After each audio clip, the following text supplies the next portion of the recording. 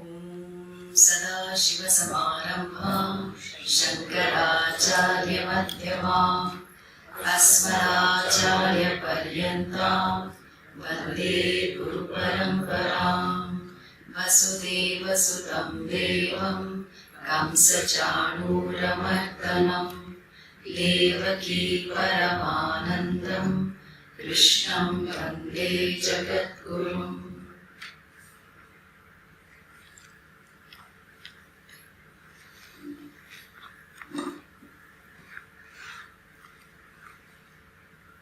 The topic for this camp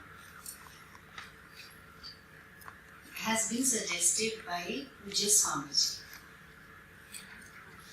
He had told us during our course that it would be good to extract verses from the Bhagavad Gita which are pertaining to Sattva, Rajas and Tamas, so that we are able to dwell on the many aspects of what it means to be Sattvika, and to also use Rajas as appropriate as well as Tamas.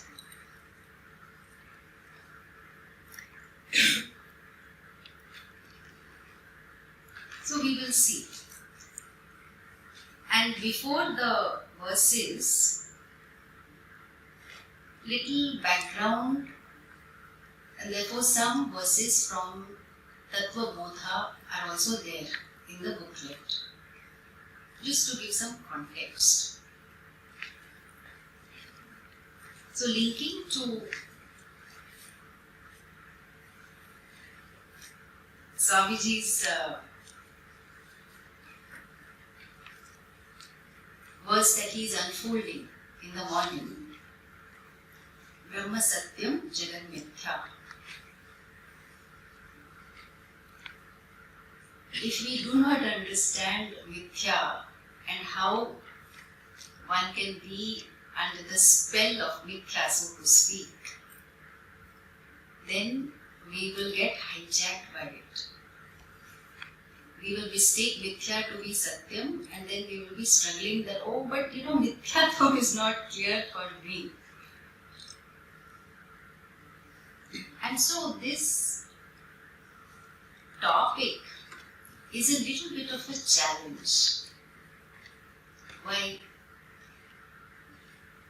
Because we all have a tendency to evaluate ourselves, which is a good tendency. It's very good. You know where you are, you know how you're progressing, you know what the benchmarks are. Fantastic. It is possible that now we will pick up more Sanskrit words to then further judge and evaluate ourselves. So earlier one said, oh, I was feeling so dull. I needed a cup of tea to perk me up. Then it might just get replaced by, oh, feeling so Tamas. I need a cup of tea to perk me up. So we can just pick up words and think we understand. And so there is a risk in doing this topic. But I thought it is worth taking that risk, because that itself is the spell of Maya Shakti. And to not fall into that pattern, and to see that we are free from the gunas. That's the whole purpose. So,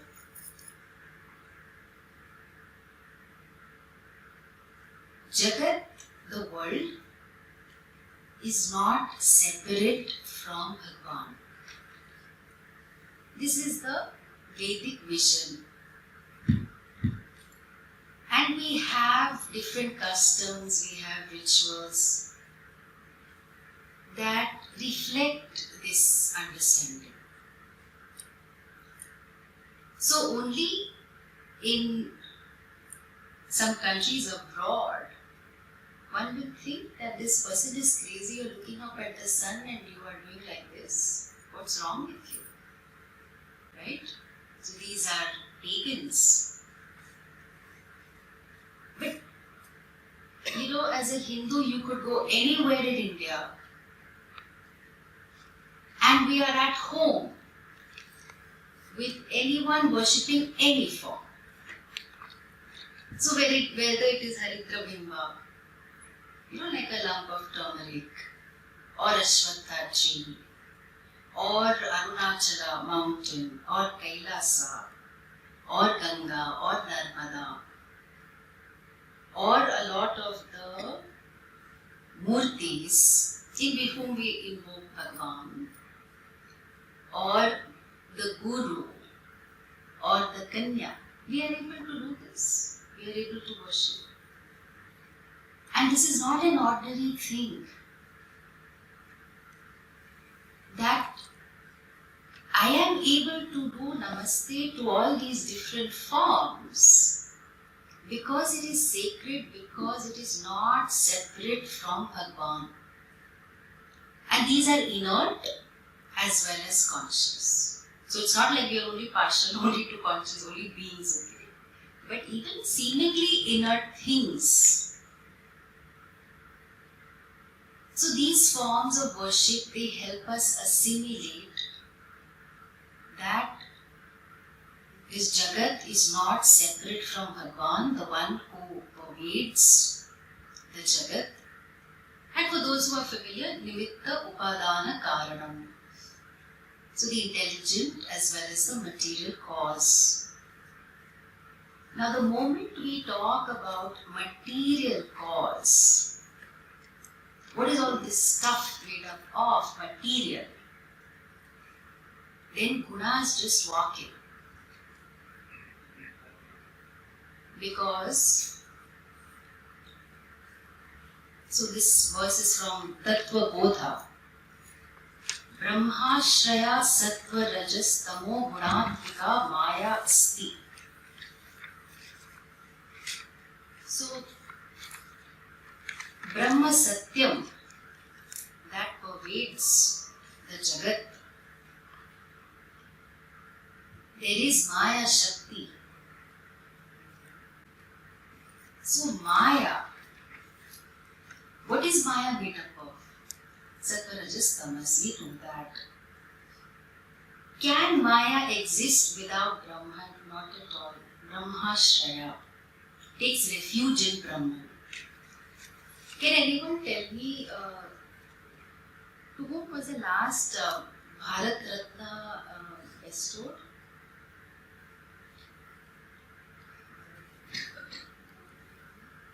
Anyone? Sachin Tendulkar. Okay, let's go with him. I'm not sure. I mean, definitely he was bestowed, but whether he was the last one, we know it. That was not last time. Okay, let's go with Sachin Tendulkar. Okay, some people here are big fans. So now, Sachin Tendulkar has been bestowed the highest civilian honor of the country. And it's a big ceremony, Rashtrapati Bhavan. So a lot of people have gathered. And there's a big protocol also. They are told what to do, how much to pay, not, etc. So, for his exemplary contribution to the world of cricket and how he put India on the world stage and so on, so for all that, this award has been given to him.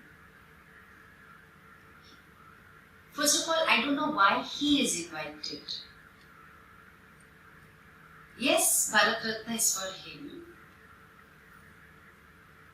And anyway, he walks up the stage, the president greets him, gives him the award, and he thanks, of course, the customary picture, and he walks away.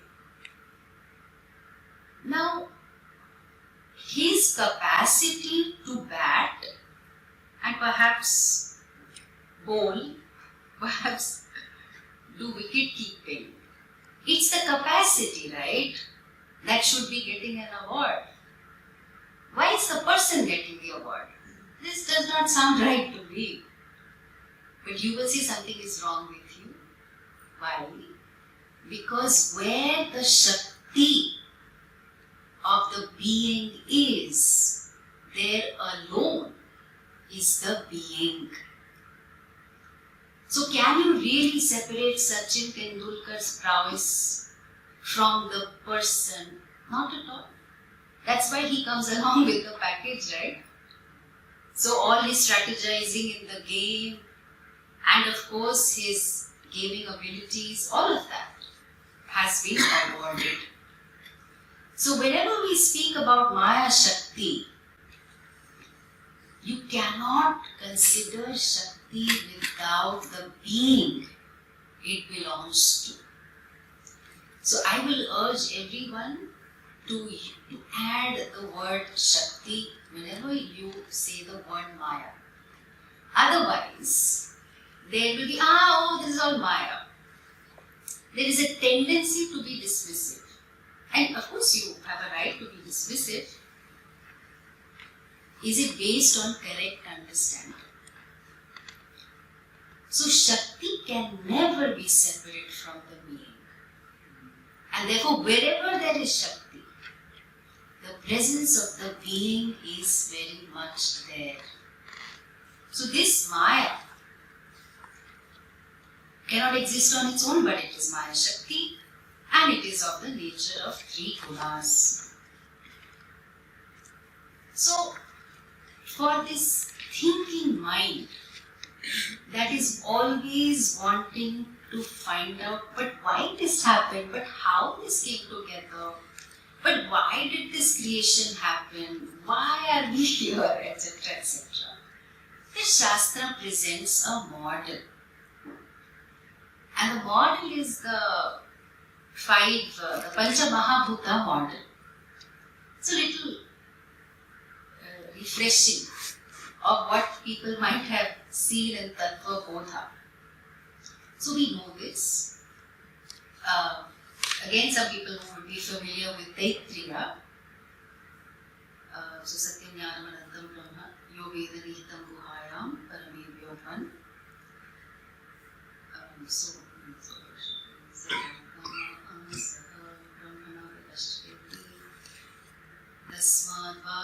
Tasmad Akasha Sambhutaha Akashat Vayuhu Vayoragrihi Agnirapaha Adhyat Prithivi Prithivyat Oshadayaha Oshadibhyonam Annat Purushaha.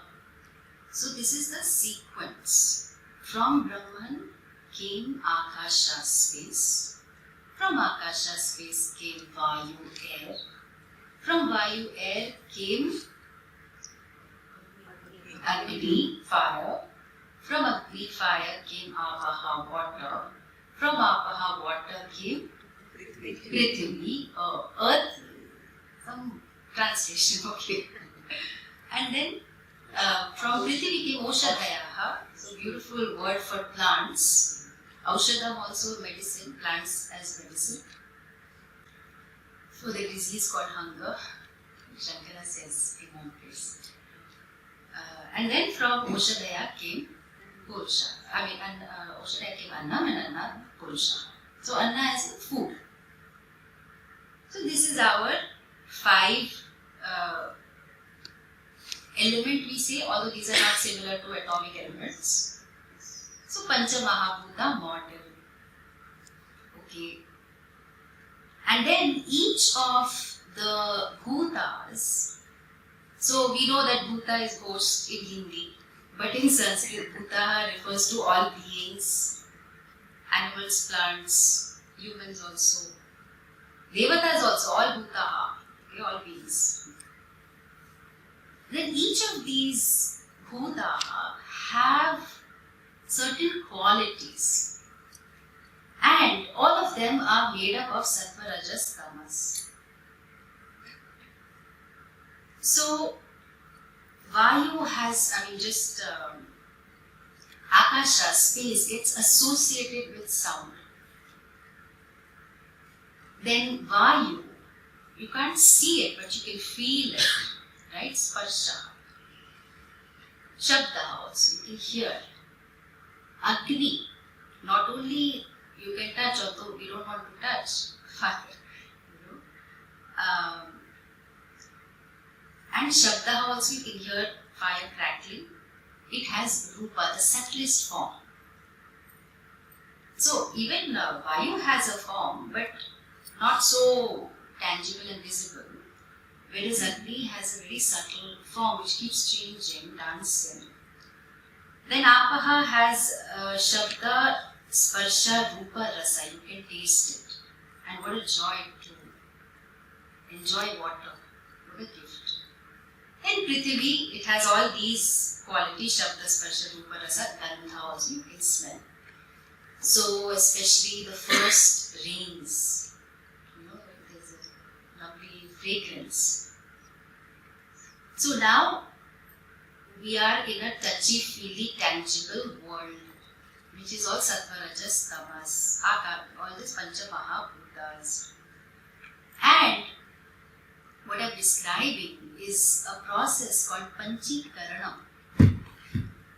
Again, some people may be familiar with it. It's a process of grossification. And there are some details mentioned which I will skip. But one or two things I want to mention, which is that all our sense organs, a better word for them is Jnanendriya. Indriyas for Jnanam, for knowledge. And they are formed from the Sattva aspect of each of these Pancha Mahabhutas. So from the Sattva aspect of space are formed your ears. How beautiful. You can hear. So, these ears are formed from Sattva of this Maya Shakti, and therefore the knowledge of sweet nothings as well as unpleasant sounds is all via, Karana, ears. From the Sattva aspect of air, the skin is formed, and therefore one can sense any kind of touch. You can, when you go to buy some fabric, of course these days with online shopping you don't quite get a sense of the feel of the fabric, but still you gain so much knowledge from the skin, temperature, etc. Then from the Sattva aspect of Agni, eyes, all that we see, and we can also pray to Aditya, Aditya Hridayam. So people with eye issues, it is encouraged to pray to Aditya and also chant Aditya Hridayam. Because it is Aditya Devata that is blessing the eyes, but it is formed from the Sattva aspect of Agni. Then the Sattva aspect of Apaha, water, is formed the tongue, and we all know what flavors and tastes, delicate and gross, we can enjoy. There are some who insist on having tomato ketchup on every pizza without even tasting. And then there are some who will say, no, we want to only taste the pizza as it is. So whatever be your preferences, everything possible through this Sattvika, Jnanendriya. And then the nose from the Sattva aspect of the earth. So these Jnanendriyas, all the organs by which we are gaining knowledge all the time, they are from the Sattva aspect, and most importantly, it is Maya Shakti. So there are animals and birds which have very heightened sense perceptions, which we may not have. And then there are some things that we are able to see, which they may not be able to see. So it's very fascinating. Then the Antakarana, the mind which gets a bad name often, that, I cannot control my mind, I wish that's the only thing I cannot control. So everything else is okay, I can manage. So this mind is also Sattva. It is the Sattvika aspect. And so this the seat of desires, wishes, wishing, willing, wanting, Manaha, Manas, Buddhihi, Nishchayatmika, Buddhi. buddhi. So the capacity to make decisions, chittam, memories, and ahankara, the one who holds it all together. So all these functions of the mind are also born from the sattva aspect of these pancha mahabhutas. Then karmendriya. So the organs of action. If sattva has handled jnanendriya and antakarana, what do you think organs of action will be made up of? Has to be rajas, because rajas stands for movement, and therefore the karmendriya in terms of hands, legs, the tongue, very important organ. So this is important, karmendriya, and therefore what we say can contribute to punya papa. Here there is tongue also, which is jnanendriya, and karmendriya also. So all that we say is karma, and therefore contributing to punya papa. So it is a karmendriya, organ of karma. Then what we do with our hands, our legs, genital organ, the anus, organ of ejaculation. So all 5 organs of action, karmendriya. Then prana naturally has to move. So therefore rajas. So made from the rajas aspect of all these pancha mahabhutas are the pancha vayu or pancha prana. So now where is our dear tamas? So tamas is what we feel and touch all the time. Tamas is the grossified version of what we experience. Meaning, all that I spoke about the jnanendriya, karmendriya, jnanendriya organs of knowledge, karmendriya organs of action, antakarana mind, and the pranas, they are all at a very subtle level. Then there is a process of grossification. So one half of space, and then it combines with other bhutas. So I'm skipping that. So there is a nice mathematical equation as to how that comes about. And it is all made up of the tamas aspect of all of these pancha mahabhutas. So you see, you cannot dismiss tamas. What we are standing on is tamas, what this is tamas. Okay, it's grossified, experience, tangible, and so on and so forth. Anyway, why are we doing this discussion? Which is like, okay, we're not sure where we are going with this. It is just to see that this is the model of how the grossification took place, and just like there is pinda meaning something individual, so too there is Brahmanda. Now I can't think of any translation from Brahma or Brahmanda. We can say cosmos or the world of forms or some such. Individual and total. Vyashti, samashti. What is the relation between them? Evam pinda brahmanda yoho aikyam sambhutam. So what we consider as individual is the same as total. Why? Because the building blocks are the same. Building blocks are Sattva, Rajas, Tamas. Building blocks are Pancha Mahabhutas. Oh, but I feel very different. That is also Sattva, Rajas, Tamas only. Oh, but I feel very isolated. I feel very lonely. I don't feel understood. I think they understand something else better. Why they don't understand my point of view? All that, all that is all Sattva, Rajas, Tamas, play, drama. So Maya Shakti helps us to explain why there are certain conditions in our environment. And Atma, associated with Maya Upadhi. Now we have introduced a new word, Upadhi. Upadhi like a form, like a medium.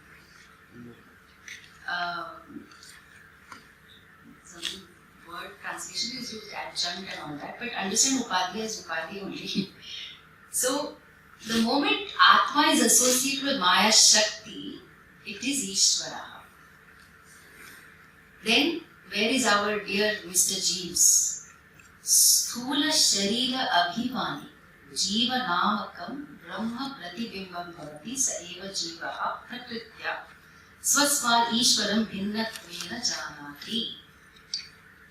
So this Mr. Jeeves or Miss Jeeves, okay, Jiva Namakam, who is this Jiva? The one who identifies with the Tamas, Sthula Sharira. Tamas, Rajas, Sattva, all that. This is me. And why Jiva does that? Because of Prakriti.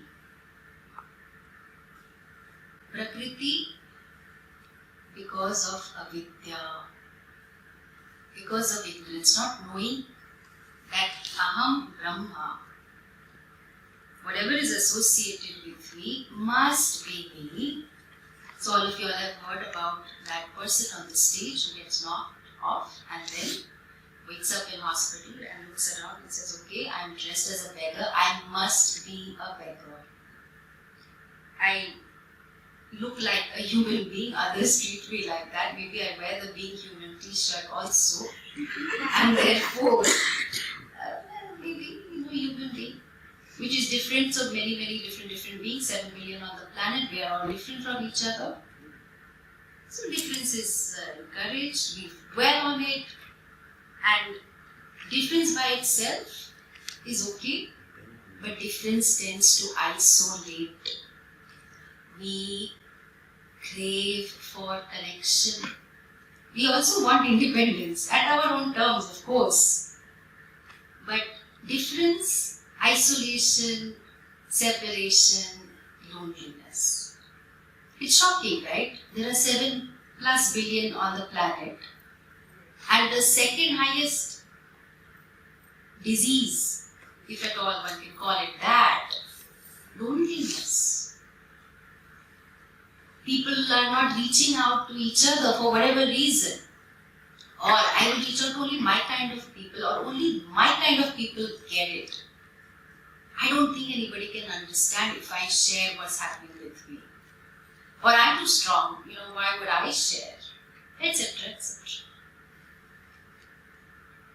So this Atma associated with avidya is called Jiva. But all along, Jiva is Atma only. Jivatvam has to be understood. So with this background, we are now ready to look at the verses related to gunas. So always remember this, that wherever there is Shakti, there is Brahman. And so even your Shakti as a person, Ichha Shakti, Kriya Shakti, Jnana Shakti, is associated with you and you can always play with it. Okay, so I think we can chant together. Most people are familiar with the verses. We are on page 4, I think. No? Traigunya Vishaya, that one? Yeah. We can chant together. 2.45.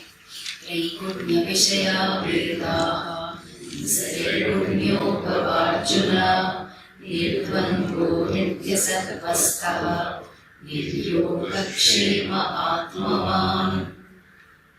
So once upon a time, some people will remember having done these verses in the 2nd chapter of the Gita, where Bhagavan Krishna is teaching Arjuna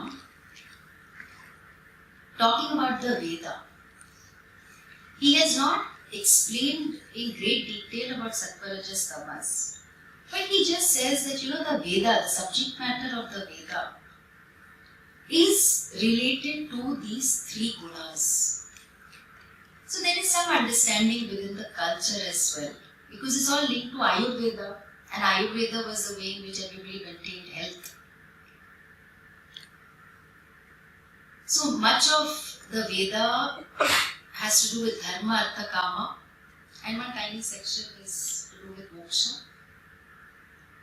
So Dharma, Artha, Kama is related to what is propelling us in terms of our pursuits. At all times, Sattva, Rajas, Tamas is operating. So, after saying that whatever you aspire for, the Veda will help you with it. You want a child, if even IVF doesn't work, you can do Putra Kamishti. If you are wanting a partner, hopefully first partner or one partner after second, then Swamini Parvati Homa is the way forward. If there are obstacles in one's life, Ganapati Homa will help. If there is not enough harmony between husband and wife, Aikya Suktam will help. So like that, there are so many remedies, parihar, for the different problems that we are facing. The Veda has these ways forward, depending on where you are at and what you are seeking. So once you are clear about that, if there is not enough clarity, one can pray for that also. So then, in addition, there are meditations, upasanas. What is the karma to be done, not done?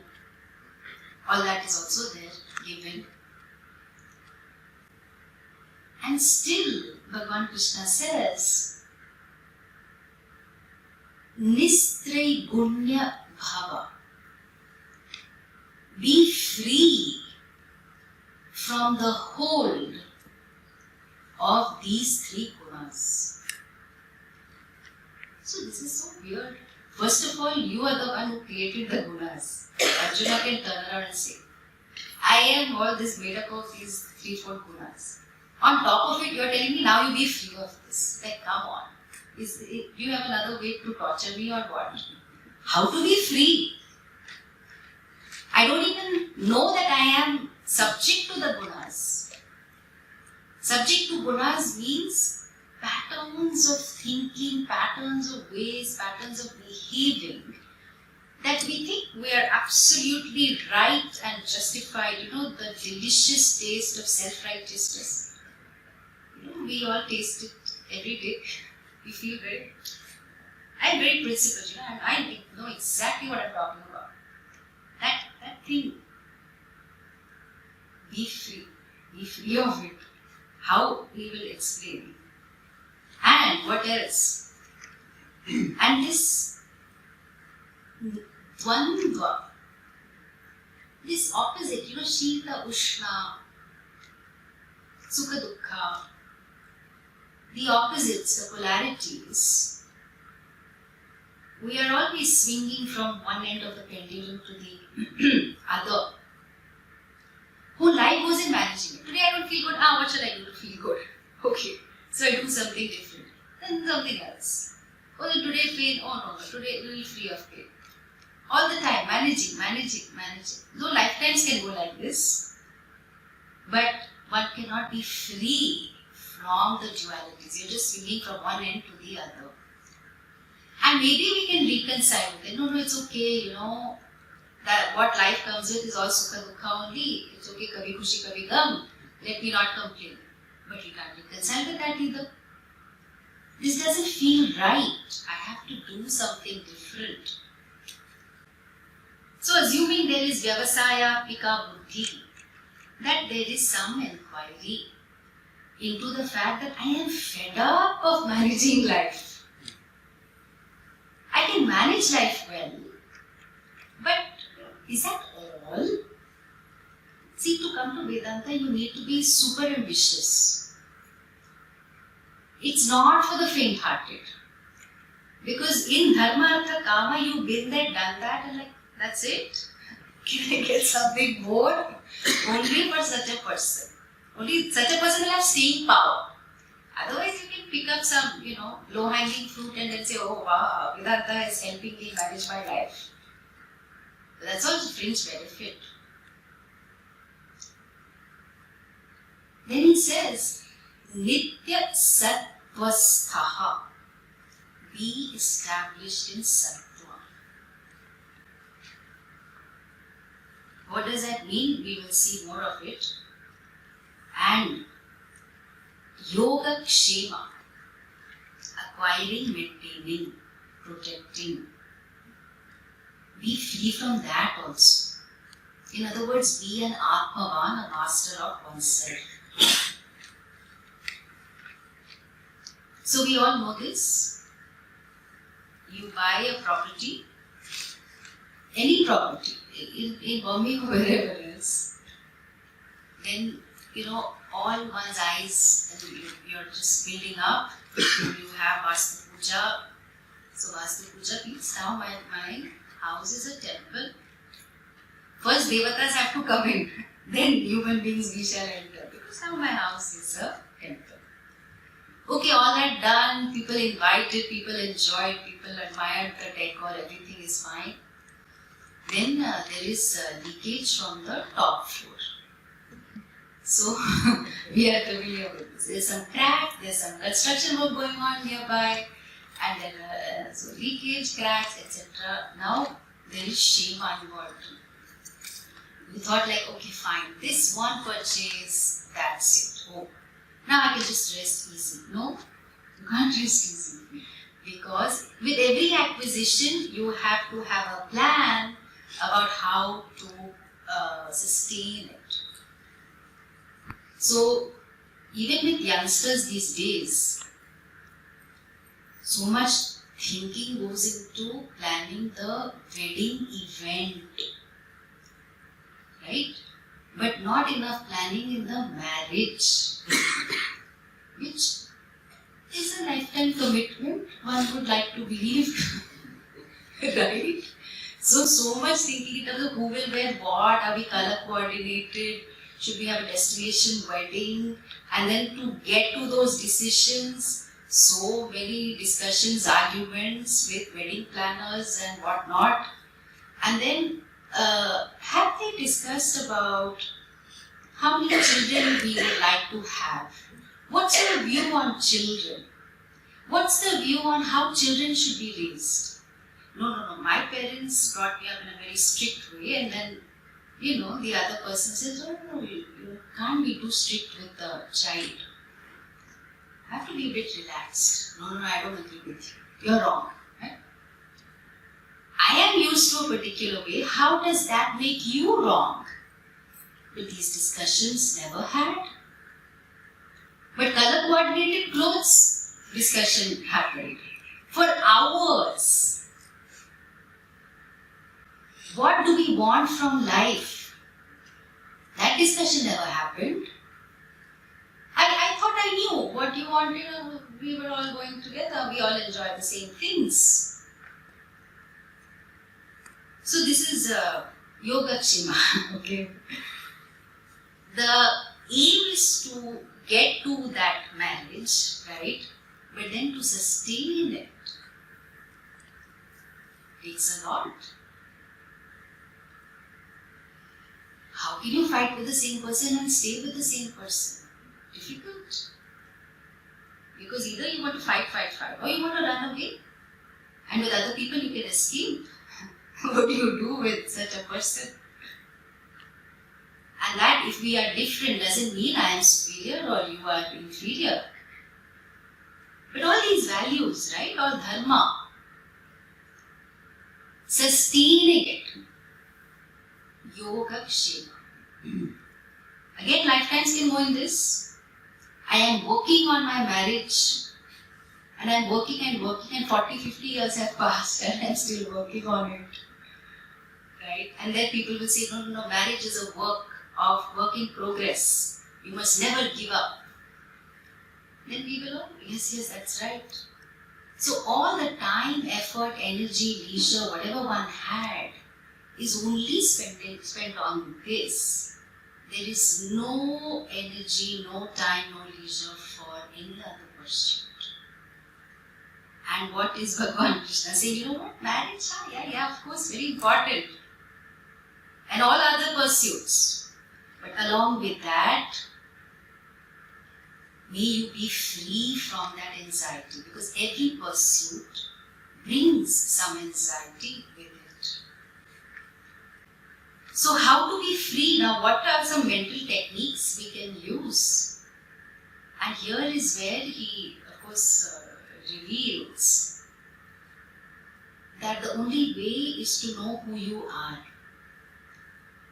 And that you are untouched by Sattva, Rajas, Tamas. The more you get caught up with Sattva, Rajas, Tamas,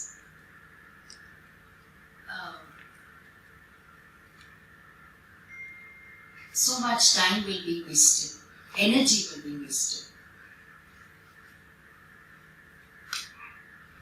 Even this polarities, you might have heard about that. It's a lovely anecdote. I love it very much. This old man in the village who has a son. And they're a poor family. So they have one horse.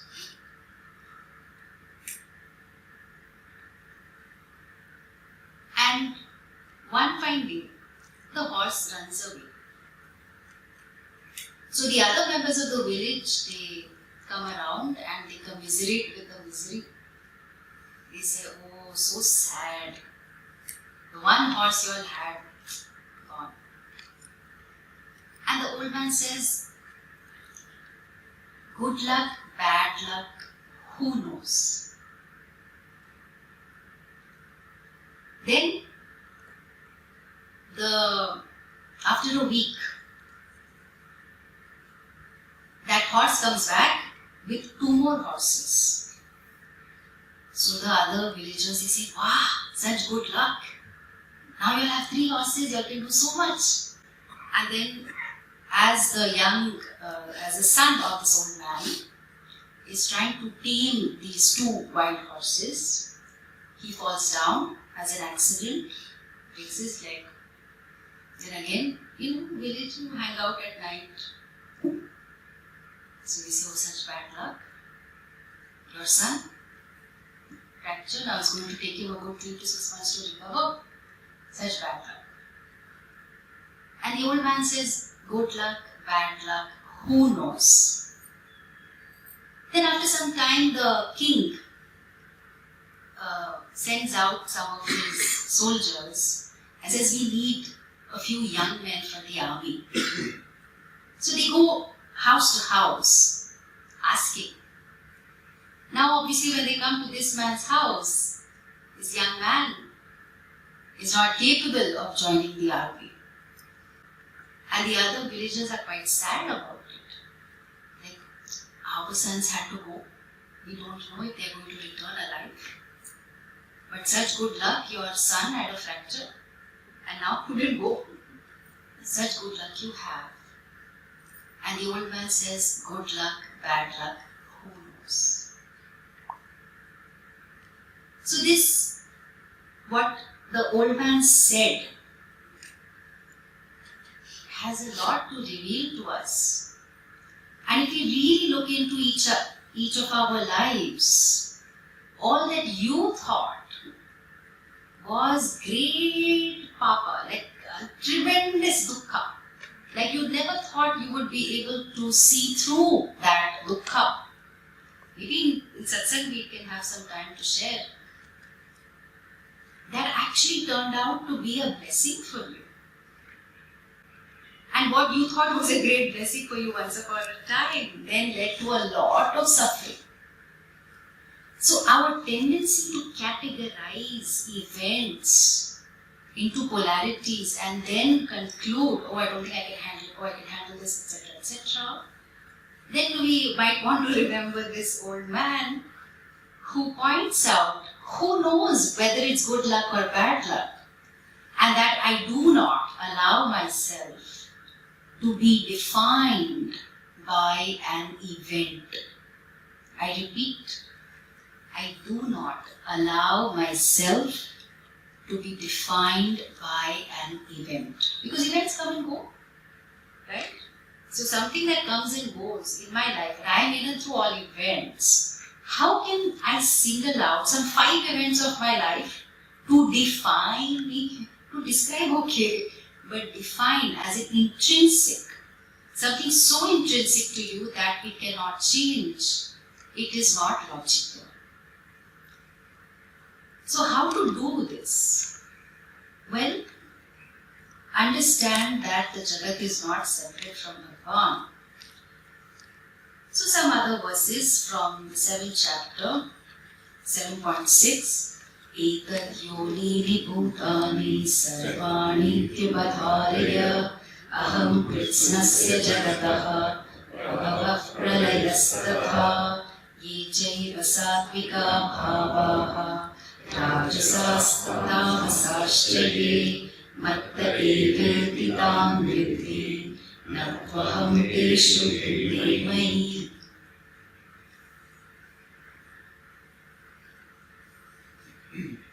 From 7th chapter onwards in the Gita, we see an unfoldment of Bhagavan Tattva. And he mentions about para and apara prakriti. So Brahman as well as Brahman with gunas, so therefore is prakriti, Ishvara. And echoing what was said in Taittiriya, that I am the one from whom this entire Jagat has come, this entire world. And again, Pralaya also. Everything will dissolve into me.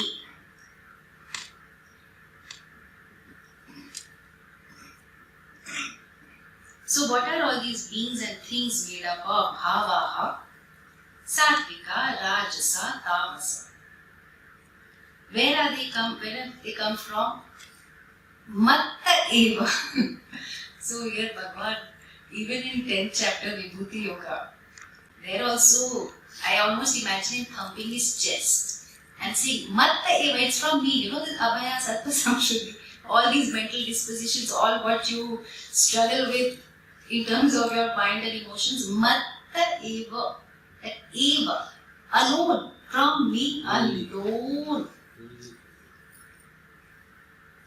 So you have no business to accept it or reject it. It's from me. That's it. Take it or leave it. You can't leave it also. It's just a moment. It's just a process of resistance to acceptance. That's all.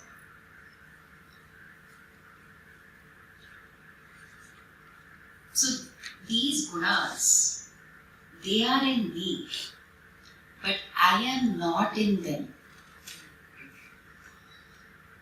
So how like that? They are in me, but I am not in them. So here he is referring to both the world of beings and forms. The moment you call it a name and a form, means gunas are involved. Gunas are involved, changes are involved. But what is it that sustains the change? You say laws, maybe laws of karma, laws of gunas. What is it that sustains the intelligence of the laws? Because it's all cause-effect. There's a certain predictability about it. The intelligence, what does the intelligence depend upon? No, it rests in some inert thing. I release it to the universe. Okay? You release it to the universe, what's wrong with you? And no, but the universe will give me answers. This is all allergy to God, that's all. Universe will give you answers. Like, do you see the mic talking back to you? Then universe is like one big thing, how it's going to give you answers. Oh no, the intelligence of the universe will give me answers. But if you are intelligent enough, you will know intelligence rests in a conscious being. There can be no intelligence without a conscious being. No, what about AI? Yeah, sure, all the algorithms are also based on data, big data. And something put the big data together, and that too only up to 2021. I mean, at least ChatGPT. So, dwelling on intelligence rests only in a conscious being. All gunas. I am free of the gunas. I am free of all change, all vikara. So here, we want to, or maybe I will talk about Vivarta Upadana Karanam later maybe. Okay, yeah, let's take that one. Okay, let's continue. Tribhir gunamayair bhavaihi evi sarvamidam jagat mohitam na vijanati mamebhyah paramabhyayam.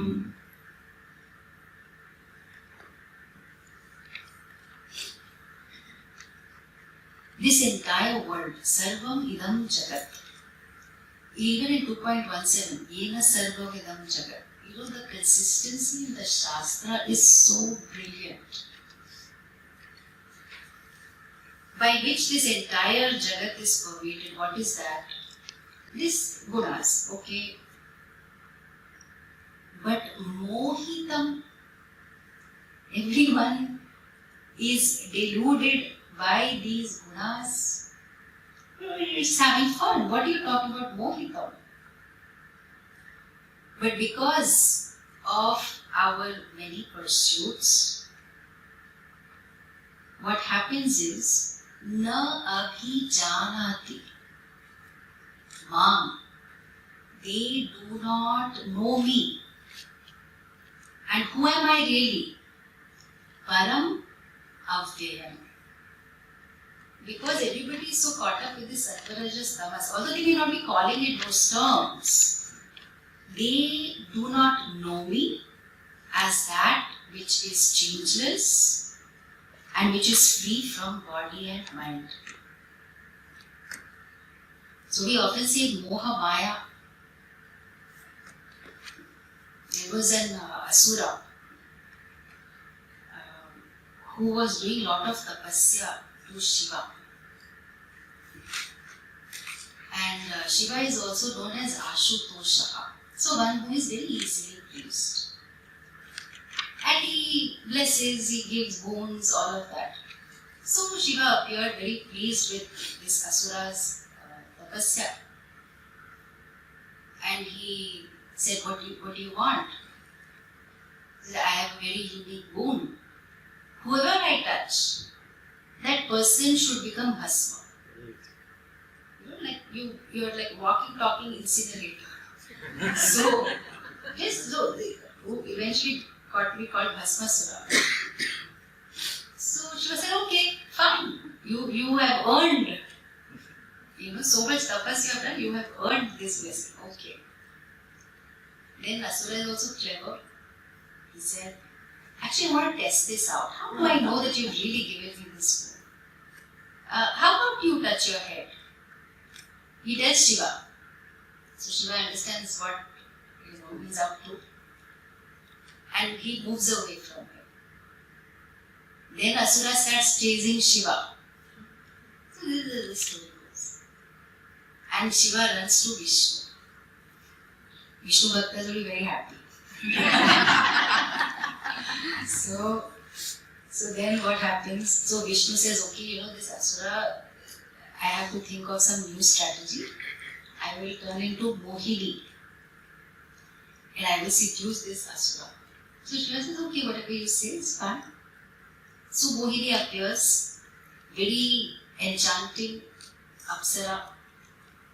And this Asura starts following her everywhere. Then he's begging and pleading her, I want to be with you and accept me and so on. And Mohit says, no. Then she says, okay, actually, if you want to be with me, why don't you chant the Gayatri mantra? And she knows that as a part of chanting the mantra, some of the Purva Bhaga, you will say Pranavasya, you will touch your head. So he is so besotted by her that he says, okay, I will chant the Gayatri mantra, and he touches his head, and then of course he is reduced to ashes. So this Asura was Mohita by Mohiri, who is Vishnu's Swarupa. Like that, we are also Mohita by many, many things, many, many people. Loving, enjoying this Prakriti, fantastic. But Mohitam, meaning being totally consumed. I can't think of anything other than whatever that, whether it's a person or my son's admission into university. All the time. On the face of it, I appear very religious, doing a lot of chanting prayers, but consumed by my son getting admission, son or daughter getting married. They have their journey. It will happen in good time. What do you say good time? How you can be relaxed? You don't have a son or daughter. If you only knew what responsibilities we have, it's very easy for you to say. Of course, people who think like this, they will not say it. So, whatever we are consumed by, we may not even realize we are obsessed about it. And that's what he is referring to, that the entire world is like this, Sarvapitam Jagat, and it's not like he's being pessimistic here. Okay? And then further he goes on to say that, which I have not mentioned, that verse, this gunas, Vairi Hesha Gunamai, Mama Maya Duratya. So even recognizing that I am under a spell, I am obsessed about certain things. This is an exercise that I like to do. Where one divides the group into like a group that's obsessed with money, a group that's obsessed with children, a group that's obsessed with work, and a group that's obsessed with partner. And then the group discusses amongst themselves about what wisdom do they look for, where does their sense of power come from, where does the sense of self-worth come from, and what do they think are their achievements. So naturally the one who is partner obsessed will say that, okay, as long as my partner is okay, I'm okay. If the partner has a lousy day, I have a lousy day. If the partner says something wrong to me, then there's something definitely wrong. Nothing wrong with, of course, taking into consideration the views, opinions of the partner, but whatever the partner says, partner defines me, not Veda, okay? Partner defines me. Then though one has had it, especially if there is a lot of antagonism. Or children. One mother said to me, I often ask this question, how do you feel loved? I feel loved when my children listen to me. Then you've had it. Okay, there will be a long phase in your life where children will not listen to you, they will not obey you or whatever it is. Does that mean your children don't love you? Anyway, so somebody obsessed with children, their own children, of course, not the children of humanity. Everything revolves around that. That's what I'm saying, consumed by, or work. pursuit is a waste of time. Meeting people, talking to them, no. Can they bring me some business? Then okay, I'll consider talking to them, otherwise they are out. All this is the spell of the gunas. And I can use Vedanta to justify this spell, obsession. So when we call out the pattern that makes me behave in weird ways, right? You don't sometimes you think, really, I did this? Because I'm so, bothered or obsessed about something. Then we are ready to cross over this obsession. Then I just mentioned this 10.36 only because in Vibhuti Yoga, Bhagavan Krishna says, I am the one who is predominantly Sattva. So, Asmi Sattvam Sattvavatam Aham. Amongst the people who are predominantly Sattvik, I am that Sattva guna in them. So, of course, we will remember in 10th chapter, Vibhuti Yoga, there is a long list of things, people, beings, qualities that are just a sample of Bhagavan's extraordinary glory. So amongst the gunas, Sattva guna, I am that. And he concludes that chapter by saying that whatever glory, whatever vibhuti you see, you experience, may you know that it is me. So that's what we really began with, that the Jagat is not separate from Bhagavan. So now we can look at 14.5. Sattvam rajastama iti guna prakriti sambhavaha. Have I skipped something? No, I didn't chant the verses, I just jumped. Is that okay? If you want to chant? No? Okay. Sattvam rajastama iti guna prakriti sambhavaha vibhadnanti mahabhaho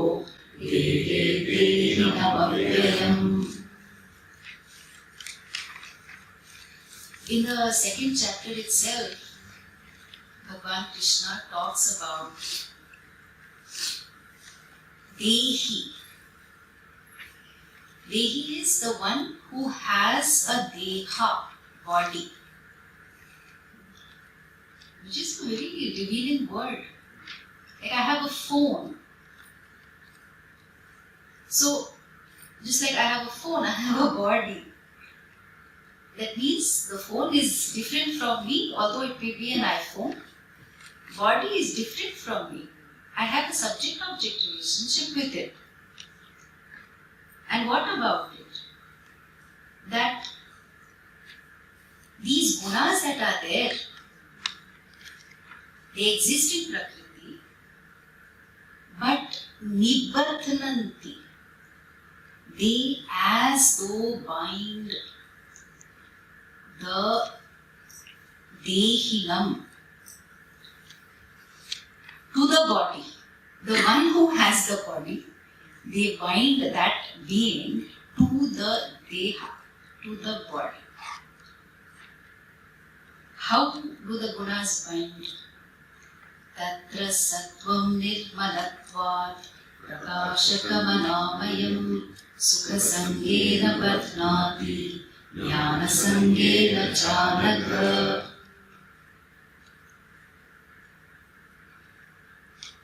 Referring to Arjuna and all of us as anadha. Sinless. Yeah. Even if one has done a lot of papa, referring to the Atma as the one who is free from all papa, all, avoid using the word sin.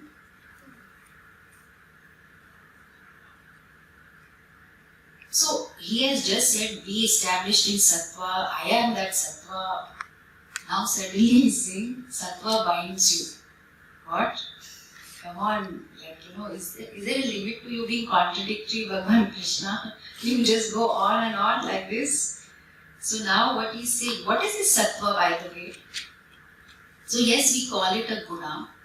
Guna, we may translate as quality, although it's not a good translation. See, because the word quality does not bring in the aspect of it belonging to a being.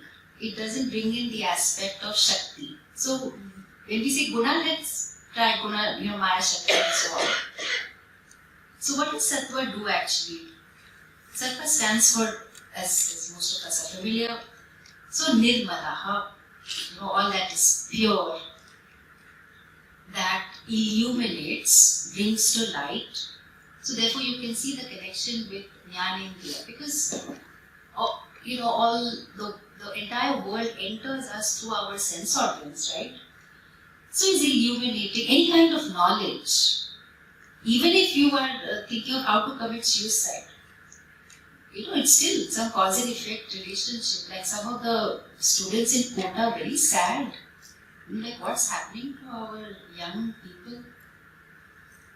But any knowledge is illuminating, meaning it brings to light certain things that one may not have been aware of, and is free from disturbance.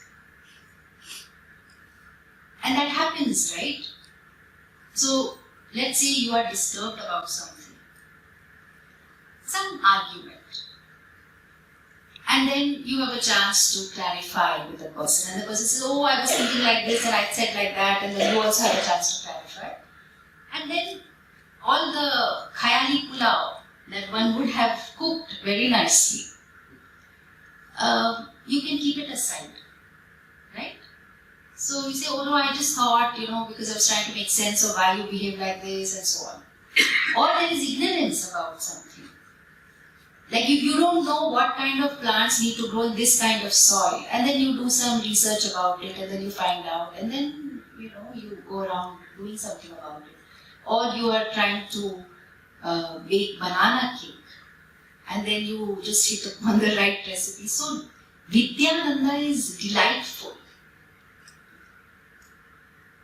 In Panchadashi, Swami Vidyaranya very beautifully talks about, on the face of it, different kinds of Ananda. So the Ananda that one gets from any kind of knowledge, Vidyananda, or the knowledge that, the Ananda that one gets from the pursuit of yoga. So we're looking at all the aspects of Ashtanga Yoga, or what is understood by yoga. Yogananda and Vishayananda also. The Ananda you get from any object. So your new phone, new camera, which I'm still struggling to find out, figure out all the features of it. So many options available. But once you figure it out, okay, it's very delightful. Any piece of knowledge, Vidyananda, Vishayananda, Yogananda, but all of this pointing to who you really are. So if Atma is understood, then Atma is understood as Ananda. So now he makes an interesting comment that Sattva Badhanati Sukha Sangena Jnana Sangena. So we are all addicted to feeling happy. Correct? I have no addictions. I don't drink, I don't have tea, I don't have coffee. What about feeling good? That is a universal addiction. We're not okay with not feeling good. Right? Our social media and whatever people feed into it is all with the intention of making you feel good. How you feel? I'm not feeling okay. Then how many of us can say, okay, I'm good with not feeling okay? So then, if you tell someone, and I'm not feeling okay, why don't you go for a walk? Why don't you listen to some music? Or come with me, I'll talk to you. Or let's do something, let's plan for something. So even if you share with someone, they'll try to help you out, and rightly so. That it's not okay to not feel happy. Of course, there are moments we don't feel happy. What this verse is pointing out to a very subtle level is the addiction to feeling sukha.